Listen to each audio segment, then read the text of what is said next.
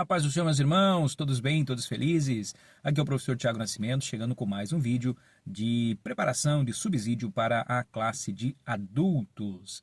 Seguindo aqui o conselho de Paulo, de que nós devíamos viver sobriamente, remindo o tempo porque os dias são maus, né? Estou aqui aproveitando o tempo, enquanto aguardo a minha esposa sair aqui de um compromisso, vou passar esses minutos aqui com vocês, gravando este vídeo para ajudar aí, auxiliar, dar algumas ideias para a lição de número 8 deste domingo. Jesus viveu a experiência humana. Na semana passada não consegui gravar, tive ali uma série de compromissos ministeriais, algumas agendas que precisava cumprir e acabou que o tempo foi curto, né? Não sobrou ali o tempo para a gravação. Mas, graças a Deus, estamos hoje aqui, chegando então com esta lição que vai tratar a respeito de Jesus. Então continuamos no assunto da cristologia, mas ela entra agora abordando as principais provas, podemos dizer assim, e as refutações a algumas heresias que surgiram, que queriam questionar a respeito da experiência humana de Jesus, como se Jesus não tivesse realmente encarnado ou que ele não tivesse exatamente vivido como um judeu, como alguém normal ali da Palestina. E a gente vai ver no decorrer desta aula, né? Você vai mostrar aí para os seus alunos que Jesus viveu a experiência humana completa. O nosso textual está em Mateus 4,23. Percorria Jesus toda a Galiléia, ensinando nas suas sinagogas, pregando o evangelho do reino e curando todas as enfermidades e moléstias entre o povo. Então aqui já dentro do ministério de Jesus, né? Jesus praticando, né? Exercendo o seu ministério aqui junto ao povo.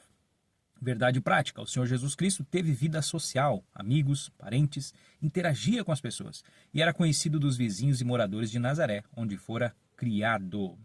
A leitura bíblica em classe, nós vamos encontrar aqui João, capítulo 1, e também Mateus, capítulo 26. São dois textos interessantes que você vai ler aí no início da sua aula, com a ajuda dos seus alunos, né? É sempre interessante e importante que eles façam essa leitura para dar esse contexto, né? E aí eles já começam a participar também aqui já no começo da aula.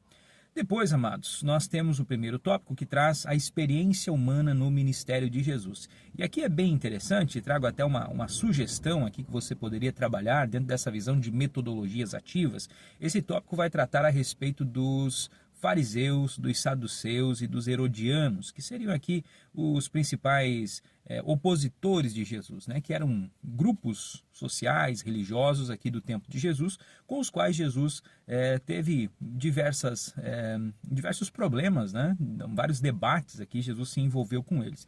Então talvez seria interessante, a título de metodologia ativa, você iniciar a sua aula perguntando para os seus alunos o que eles entendem que fossem os fariseus, os saduceus e os herodianos. Então você pode ali atribuir aquela dinâmica que nós já utilizamos aqui, do o que eu penso e o que eu aprendi, né? Então você vai primeiramente colocar para eles ali no slide, né? Como a gente vai colocar aqui na tela, ou você pode fazer a pergunta, se você tiver o quadro aí também pode escrever, né? Ou mesmo oralmente. Então, o que eu penso que sejam os fariseus, os saduceus, os herodianos? Você pode dividir a classe aí em três grupos, digamos em três áreas, né?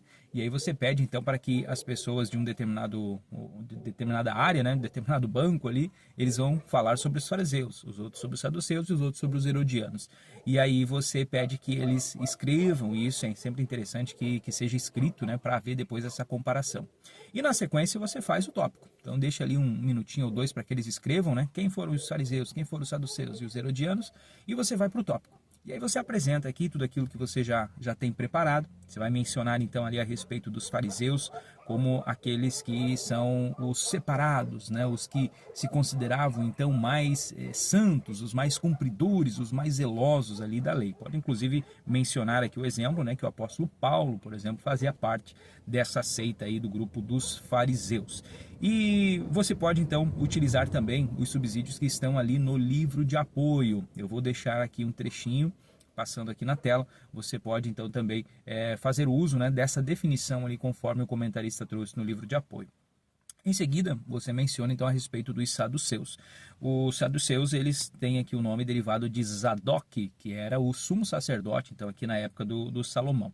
Dentro do judaísmo, então, eram as duas principais seitas, fariseus e saduceus. E eles tinham uma diferença básica aqui entre eles, que os saduceus eles eram mais céticos. Então, eles, por exemplo, não acreditavam em anjos, não acreditavam em ressurreição.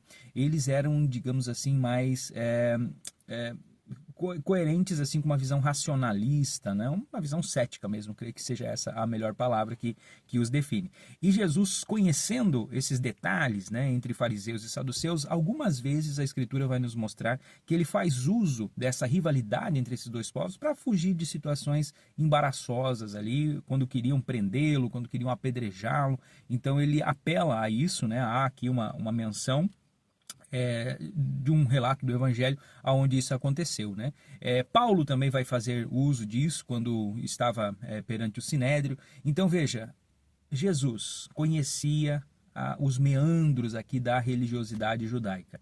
E isso, inclusive, já é um bom ponto de partida para essa questão de que Jesus teve uma vida religiosa, uma vida social dentro da Palestina. Ele conhecia em detalhes, então, essas seitas.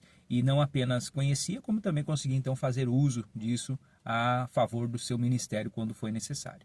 Agora é interessante que, no final, acabou que fariseus e saduceus deixaram as suas diferenças de lado, suas divergências, e se uniram com o propósito de matar Jesus. Então isso é algo que mostra que Jesus incomodava, né, a ambos os lados aqui desta questão do judaísmo.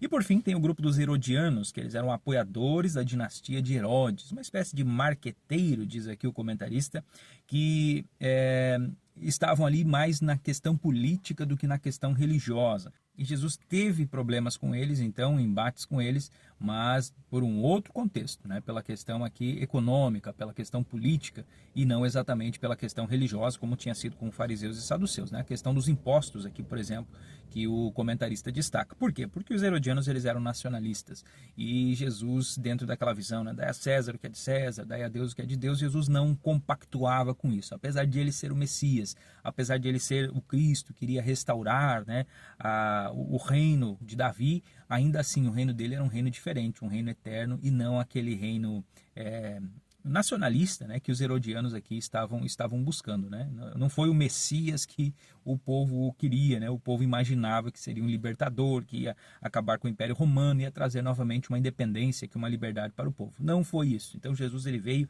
e acabou não cumprindo as expectativas que as pessoas tinham nele. E aí por isso, né, as pessoas discordaram dos seus princípios, dos seus ensinos e se uniram, todas essas seitas, todos esses grupos, para a fim de matar Jesus.